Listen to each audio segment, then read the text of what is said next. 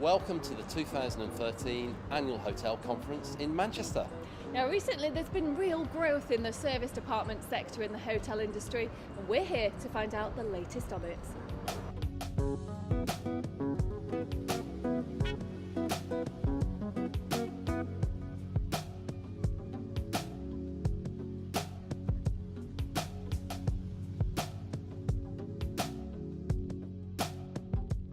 What, in your view, is the outlook for the sector?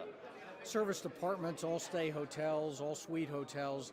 Everybody thinks of London and the major capital cities when they think about service departments.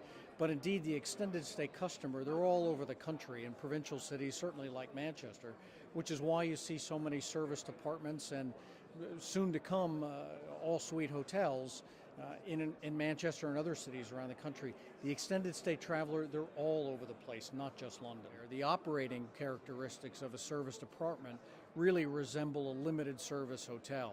There's no restaurant, there's no meeting space to speak of, it's limited staff, limited housekeeping, so it's a limited service operating model. However, because of the size and the standard of the FF&E and most of the hotel-like service departments that are out there, you get premium hotel prices. So you get a very high average rate and a very low operating cost, and operating margins are well into the 60, occasionally 70% range, GOP percentage that even the best limited service hotel operator would envy, and they're readily achievable in a service department.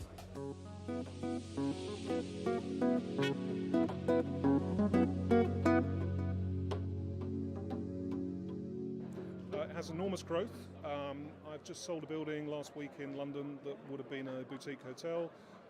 That'll end up being probably an asset valued in the region of about £80 million. We have a lot of global demand. Perhaps the brands have been slow on the uptake. The traditional hotel brands have expanded their hotel portfolios more than their service department portfolios, and therefore more of the private sector has entered into that market. Smaller companies are proving to be very successful. Last year I did two other deals, one in London which is 160 units and a further one up in Edinburgh which is 168 units signed up as service departments. There seems to have been two distinctions in the service department market. One is corporate. Historically, a lot of the groups I've dealt with have serviced companies who are transferring their people perhaps around the world, and again they wanted to create that home from home environment. That created a longer length of stay, which was enormously profitable. The new market that's opening up is the leisure market, people going there for shorter stays, weekends. That actually adds to your cost. Nonetheless, the fundamental is that home from home environment, not a hotel, not a claustrophobic room. I think that originally it was very much around the corporate markets. It was absolutely looking at the blue chip companies that have got big projects and they've got people staying a long time. So it's just focused on that extended stay. In the Americas, our experience is very much more around families and from all sort of societal walks of life. And I think that as we've seen leisure guests experience the brand Staybridge Suites in Liverpool and in Newcastle, they've actually got to love it. You know, it has a very nice feel. It's got a slightly residential feel, but it's got all of the facility of a hotel.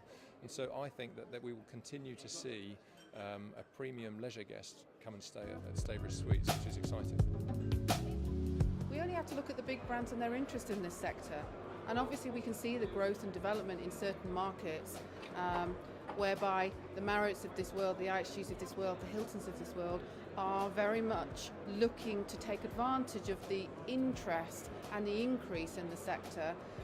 They have the tools already, they have the capabilities, they have the financial backing, and therefore they're ready and able to move straight away into warp speed, whatever else you want to call it, pretty much as the hotels have been doing for many years. The apartment sector has still got a lot of catching up to do, and they certainly an opportunity to look at best in breed. You know, they are not restricted by the corporate dictation of what they must and must not buy. They're able to go out there and buy simpler tools that are cost effective, that are going to help them tomorrow, that are easy to implement. So there's actually no excuse really for the apartment sector, whatever you call yourself, whether it's a hotel, apartment hotel, or whether it's a serviced apartment.